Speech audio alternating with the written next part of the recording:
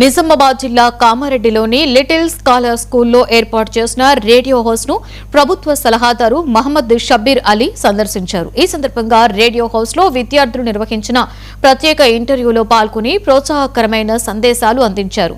విద్యార్థులలో ఆత్మవిశ్వాసం, మాట్లాడే నైపుణ్యాలు, నాయకత్వ లక్షణాలు పెంపొందించడంలో రేడియో హౌస్ కార్యక్రమాలు కీలక పాత్ర పోషిస్తున్నాయని తెలిపారు. పుస్తకాల చదువుతో పాటుగా ప్రాక్టికల్ నాలెడ్జ్ కూడా అత్యంత అవసరమని, చిన్న వయసులోనే మీడియా పరిజ్ఞానం అలవర్చుకోవడం భవిష్యత్తుకు ఎంతో ఉపయోగపడుతుందని పేర్కొన్నారు. ఇవాళ ముఖ్యంగా మీ ద్వారా రేడియో ద్వారా వినే వాళ్ళకందరికీ ఒకటే మనవి నాది, మీ పిల్లలకు భవిష్యత్తు బాగుంది. ఈ హయాంలో దయచేసి వాళ్ళకు చిన్న పిల్లలకు టెలిఫోన్స్, మన మొబైల్ ఫోన్స్ ఇచ్చేసి వాళ్ళకి ఇవాళ కనిపించింది, కానీ రాబోయే దినాల్లో ఎన్నో రోగాలతో ఇబ్బందులు పడతారు పిల్లలు. అలా కాకుండా వాళ్ళ స్కిల్ ఎంత ఉన్నదో అది కేవలం మొబైల్ చూడేందుకు సరిపోతుంది. నా రిక్వెస్ట్ ఏముందంటే పిల్లలకు అది తగ్గించండి. మొబైల్ తగ్గించాలంటే వట్టిగానే తగ్గించాలంటే చేయడు, దానికి ఆల్టర్నేటివ్ మనమే చూపించాలి. ఆల్టర్నేటివ్ ఏముంది? Games, sports.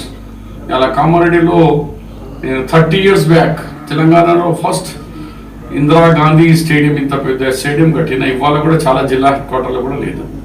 నెంబర్ 2, ఒక 3 months అయింది ఇండోర్